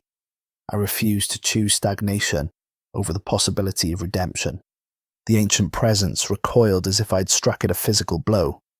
Then you choose the grey wasteland above, eternal limbo, slow dissolution, into nothing. I choose neither, I said, understanding finally what Seraphine had been trying to tell me, what this entire journey had been leading toward. I choose to forgive myself. I choose to be more than my mistakes. I choose to honour my brother's memory by living, not by drowning in guilt. The light around me exploded into chaos, the careful illusion shattering like glass struck by a hammer. But through the destruction I heard something else, a voice I recognised, though it was different from the false version I'd been following. Adrian. This time it really was Lucian, though not the 12-year-old I'd abandoned, or the 17-year-old who died alone.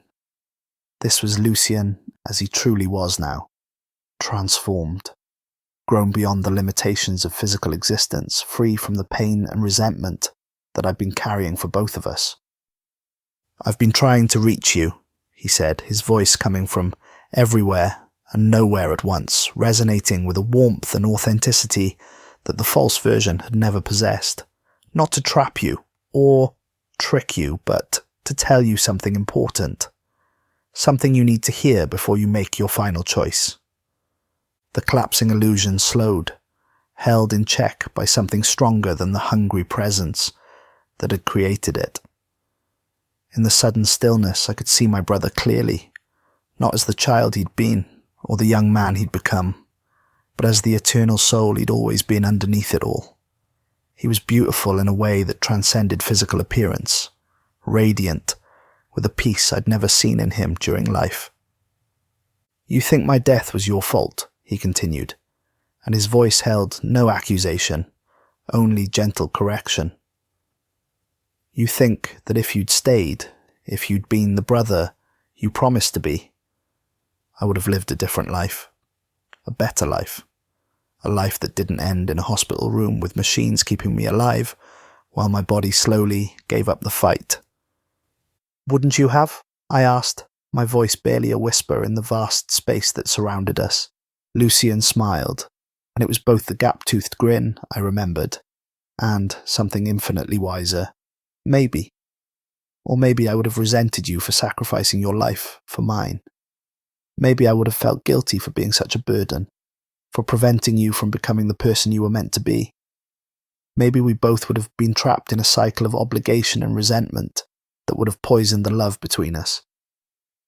He moved closer, though he didn't seem to walk so much as simply become nearer, and I could feel the warmth of unconditional acceptance radiating from him like sunlight. "The truth is, Adrian, we'll never know what would have happened if you'd made different choices. But I know what did happen. I lived 17 years on this earth. I experienced joy and sorrow, friendship and loneliness, hope and despair. I learned to read and write and think for myself. I fell in love, did you know that? Her name was Maria, and she had the most beautiful laugh, like wind chimes, in a gentle breeze." As he spoke, images flashed around us. Not the false memories the entity had shown me, but real moments from Lucian's life. I saw him at 13, awkward and gangly, being befriended by an older boy named David who taught him to play guitar. I saw him at 15 writing poetry by candlelight in his small room at the group home, his face serious with concentration. I saw him at 16 falling in love with a girl whose laugh could, indeed, light up a room, whose presence seemed to heal some of the loneliness that had followed him since our parents' death.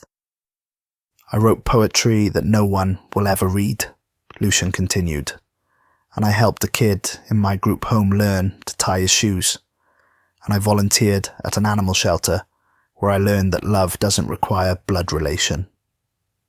I watched the sunrise from the roof of the building every morning for the last year of my life, and I found God in those quiet moments when the world was still and the light was new.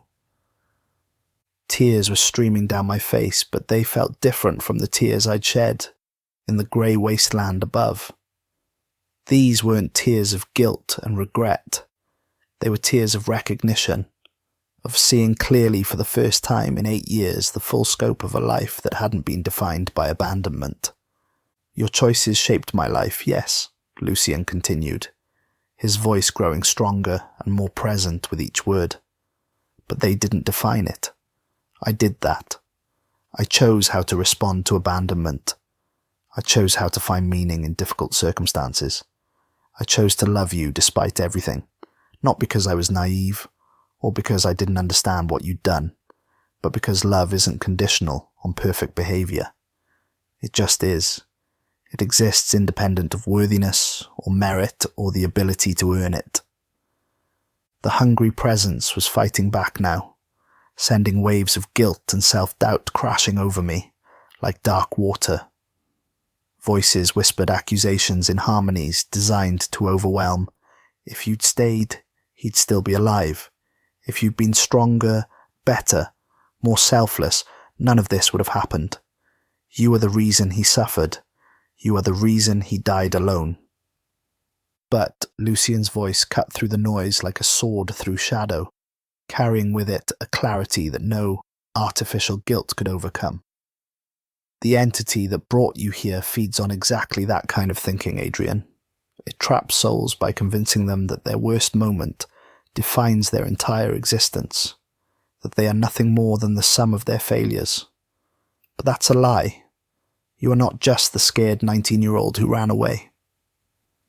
You're also the man who spent years helping others as a nurse.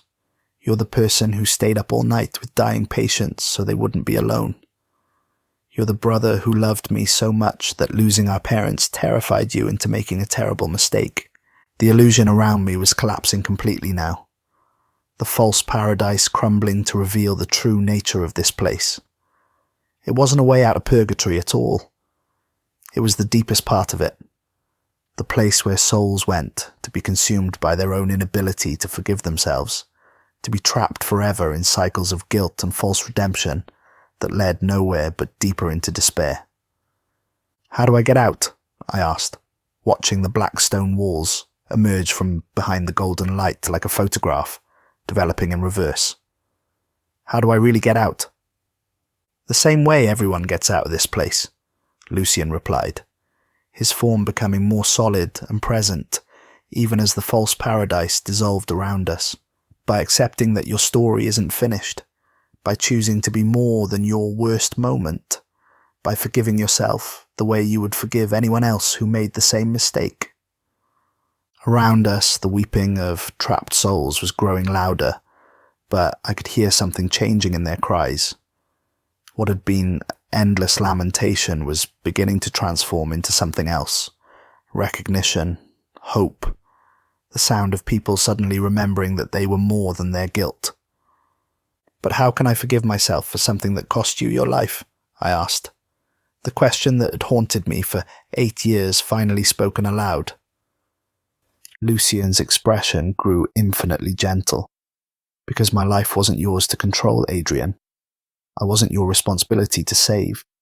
I was my own person with my own choices, my own path, my own relationship with whatever force governs the universe. You were my brother, not my God. You were a teenager thrust into an impossible situation, not a perfect being capable of preventing all suffering. He reached out and touched my face, and for the first time since entering this place, I felt completely real, completely present. Besides, he said with that familiar grin, who says my life was wasted? I lived, I loved, I grew, I learned, I made friends and wrote poetry and fell in love and helped other people find their way. That's not a tragedy, Adrian. That's a human life, full and complete, even if it was shorter than we might have hoped. The ancient presence made one last desperate attempt to hold me, sending a final wave of images. All the ways I could have been better, all the choices I could have made differently, all the possible futures where Lucian lived to see 30, 40, 50 years old. But for the first time since arriving in this place, those images didn't fill me with overwhelming guilt. Instead, they filled me with something I'd forgotten was possible. Gratitude for the choices I did make, for the love I did show, for the person I became despite my mistakes. I forgive myself, I said aloud, and the words felt strange in my mouth, like speaking a language I'd once known but forgotten. I was young and scared and unprepared, and I made a terrible mistake. But I am not that mistake. I'm not defined by my worst moment. I am the sum of all my moments, the failures and the successes, the cowardice and the courage, the times I ran away and the times I stayed to help. The effect was immediate and overwhelming. The black stone walls began to crack, light pouring through the fissures, not the false golden glow of the entity's trap, but something cleaner, truer, the light of genuine dawn after the longest night. The weeping around us transformed completely now into sounds of liberation, of souls finally laying down burdens they'd carried for far too long. The ancient presence was dissolving, not destroyed, but somehow transformed. I realized with a start that it hadn't been evil exactly, just ancient and hungry and too alien to understand that consuming guilt didn't eliminate it, only perpetuated it. In its way, it had been as trapped as the souls it fed on, locked in an endless cycle of consumption and hunger that left both predator and prey diminished. But now something was changing. The weeping I'd heard from countless trapped souls was transforming into something else. Not joy exactly, but relief. The sound of people laying down burdens they'd carried for far too long. The collective sigh of souls finally remembering that they were more than their worst moments. Adrian, Lucian's voice was fading now, but it carried love and pride and something that might have been farewell. Remember me, but don't carry me. Live your life, whatever life comes next, without the weight of my death on your shoulders. That's not love, that's imprisonment. That's not honouring my memory. That's denying the fullness of both our lives. Will I see you again? When it's time, he said, and now I could barely hear him over the sound of reality reasserting itself. When your real story is finished, not the one that ends with running away, but the one that includes growing, changing, becoming more than your mistakes. We have eternity to be brothers, Adrian. Don't waste the time you have left being nothing but guilty. The presence around me was dissolving completely now. The false purgatory crumbling like a sandcastle touched by waves. I felt myself rising, not physically but spiritually, moving away from the depths and back towards something that might have been life, might have been another chance, might have been the possibility of redemption through living rather than through suffering. As the last echoes of the false realm faded away, I found myself in a place that was neither the grey wasteland nor the consuming depths below. It was a simple room with white walls and the steady beep of medical equipment. The smell of antiseptic and floor wax hung in the air, the particular quality of fluorescent light that every nurse learns to recognise painted everything in shades of institutional efficiency. I was in a hospital bed, surrounded by machines monitoring vital signs that had been absent for far too long. A nurse, not me, someone else, someone younger with kind eyes and gentle hands, was checking my charts with the professional efficiency I remembered from my own years walking these halls. "Well, hello there," she said when she noticed my open eyes, her voice carrying the particular mixture of relief and professional competence that medical staff develop when a patient returns from the edge. "You've been asleep for quite a while. Welcome back to the land of the living." I tried to speak, found my throat dry and rough from disuse.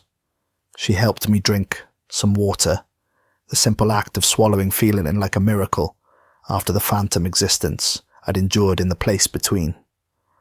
The water was cold and clean and real, more real than anything I'd experienced in what felt like years.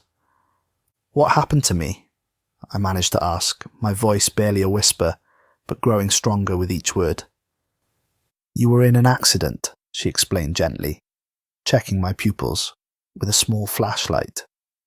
"Car crash on I-75, about 3 miles south of the Saginaw exit. You've been in a coma for almost 4 weeks.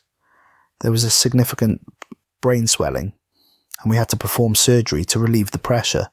For a while there, we weren't sure if you'd wake up, but here you are, talking and alert. It's quite remarkable, actually."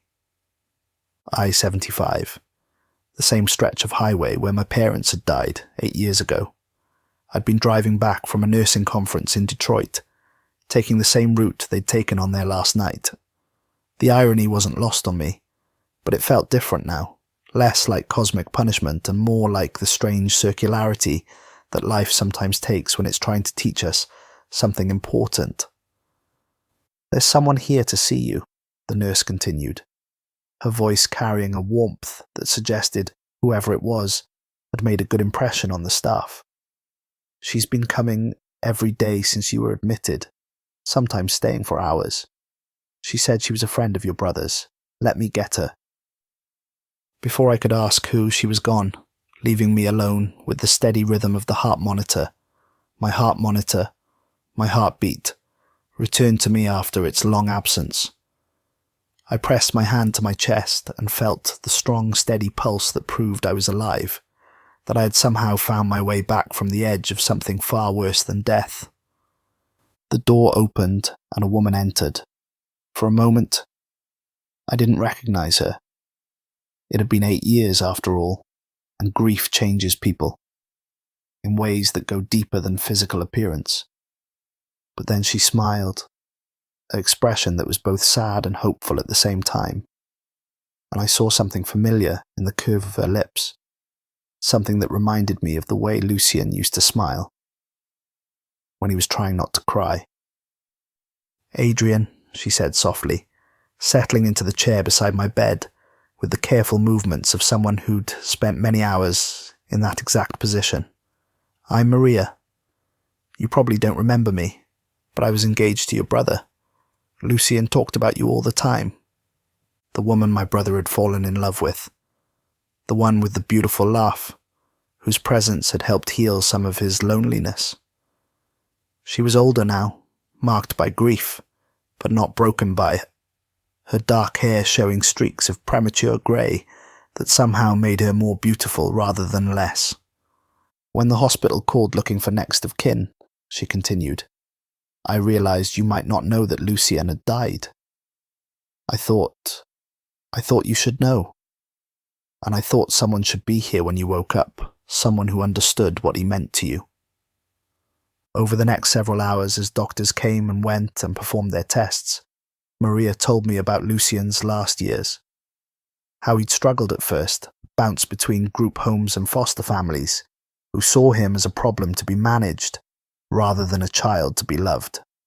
But how he'd eventually found stability with a family, the Hendersons, who understood that love wasn't about perfection, that healing happened slowly and required patience. He excelled in school, she said, pulling out a small photo album she'd brought with her. Made honor roll 3 years in a row. He was planning to study literature in college, maybe become a teacher himself. He said he wanted to help other kids who felt lost and alone, kids who needed someone to believe in them. She showed me pictures, Lucian at 15, receiving an award for a poetry contest he'd won. The poem was titled "What Brothers Are For," and according to the caption, it was about forgiveness and unconditional love. Lucian at 16, laughing with friends at a school dance, his arm around Maria's waist, looking happier than I'd ever seen him. Lucian at 17, thin but smiling, in a hospital bed not unlike the one I was currently occupying, holding Maria's hand during one of his treatments. He was sick for about 6 months, she explained when I asked about the last photo. Leukemia. It came on fast, and by the time we caught it, it was already pretty advanced. But he faced it with more courage than anyone should have to have at 17. He never complained, never felt sorry for himself. He just kept writing his poetry and making plans for the future, even when we all knew. She trailed off, but I understood. Even when they all knew he was dying. He wrote about you constantly, she said, pulling a small notebook from her purse, especially near the end. Would you like to hear one of his poems? I nodded, not trusting my voice. She opened the notebook to a page marked with a strip of paper that looked like it had been torn from a hospital bracelet. This one's called For My Brother Who Ran Away. He wrote it about a month before he died. Her voice was steady as she read, but I could see tears gathering in her eyes. You left me on a Tuesday morning while I was dreaming of tree houses and promises that tasted like pancakes. I woke to find your note, your absence louder than any goodbye. For years, I carried anger like a stone in my pocket, smooth from constant worry, heavy with the weight of questions I couldn't answer.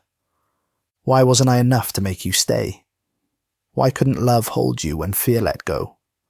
Why did protection feel like abandonment? Why did caring look like leaving? But stones can be skipped across the surface of forgiveness, can sink to the bottom of understanding's deepest pools. You were 19 and terrified, a boy trying to raise a boy with no map for the territory of sudden orphanhood. I forgive your fear. I forgive your flight. I forgive the silence that grew between us, like ivy on a wall, beautiful but impenetrable. Somewhere in this wide world you are learning to live with the weight of leaving. I hope you learn too to live with the lightness of being forgiven. Love doesn't keep score, brother. It only keeps hope. And I am rich in hope, wealthy with the memory of who we were before the world taught us that love requires perfection. Build your treehouse, Adrian. Build it in whatever place you found to call home. Build it strong enough to hold the weight of regret, wide enough to welcome the possibility of return. I'll be waiting in the branches, gap-toothed grin intact, ready to believe that some promises transcend the limitations of time and space and guilt.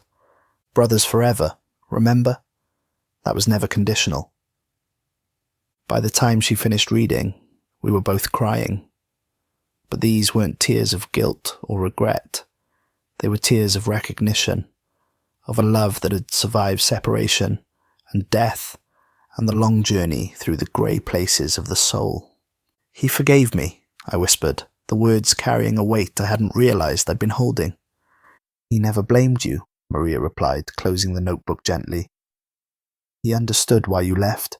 He just wanted you to know that the love between you didn't disappear just because you made a mistake. Love doesn't work that way. It doesn't evaporate when we fail to live up to our promises. It just waits, patient and persistent, for us to remember that we're worthy of it. Over the following days, as I recovered my strength and prepared to leave the hospital, Maria told me more about Lucian's life. The friends he'd made, the teachers who believed in him, the small acts of kindness that had marked his path through the world. She showed me more photos, shared more stories, helped me understand that the boy I'd left behind had grown into a remarkable young man, despite, or perhaps because of, the challenges he'd faced. Most importantly, she told me about the charity he'd started in his final year, a support group for kids aging out of the foster system, helping them navigate the transition to independence. It was called Brothers Forever, a name that made my chest tight with recognition and loss, and something that might have been hope. He left money for it in his will, Maria explained as we sat in the hospital cafeteria on my last day as a patient. Not much, but enough to keep it going for a few years. The thing is, it needs someone to run it long term. Someone who understands what these kids are going through. Someone who knows what it feels like to be young and scared and responsible for more than they can handle. The offer hung in the air between us. unspoken but clear. A chance to honour my brother's memory by helping others avoid the isolation and abandonment he'd experienced. A way to transform the guilt I carried into something purposeful and healing. "I'd like that," I said, the words coming easier than I'd expected.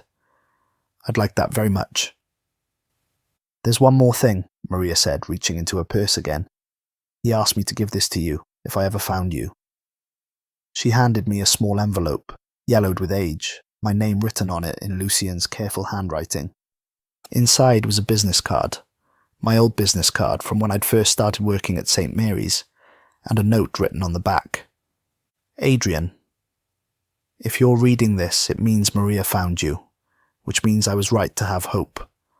I've been carrying this card for 8 years, not because I was waiting for you to call, though I would have liked that, but because it reminded me that somewhere in the world, my brother was helping people, that the same hands that packed bags and left notes were also holding the hands of scared patients and making them feel less alone.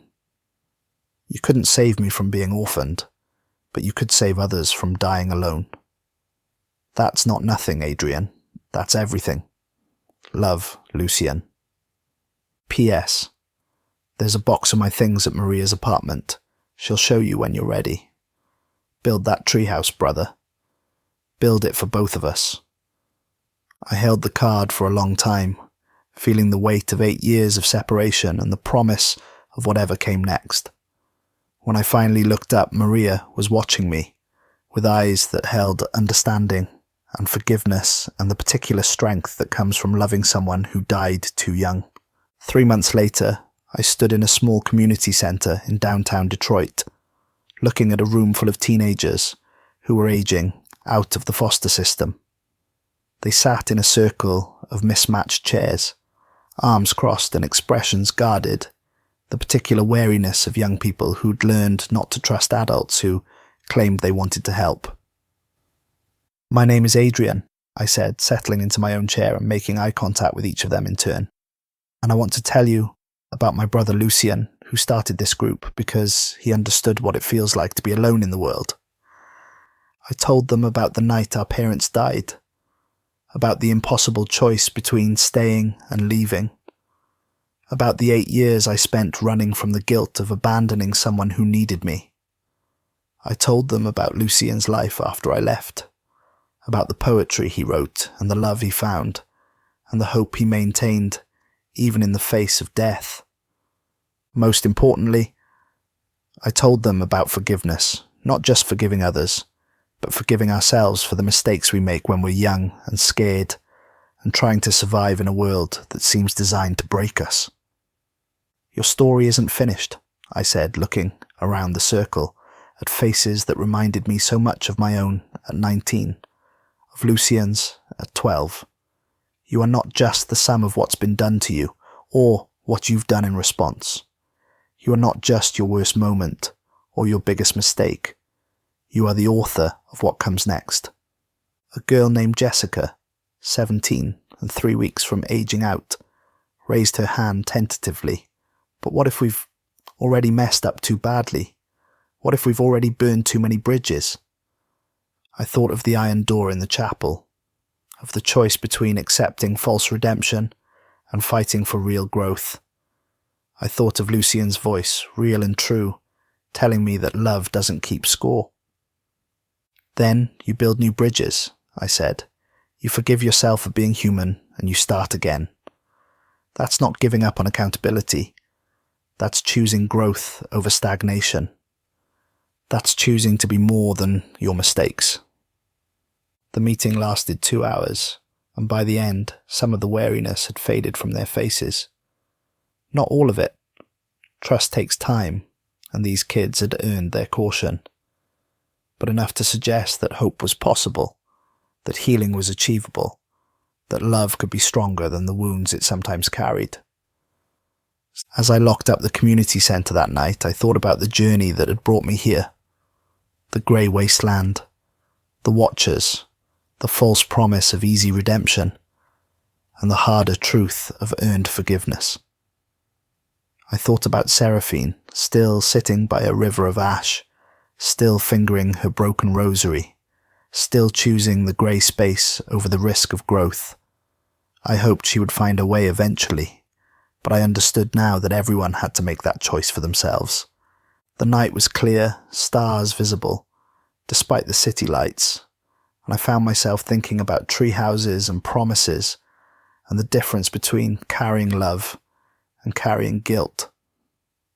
Lucian was gone, would always be gone in the ways that mattered most to the living, but the love between us wasn't gone.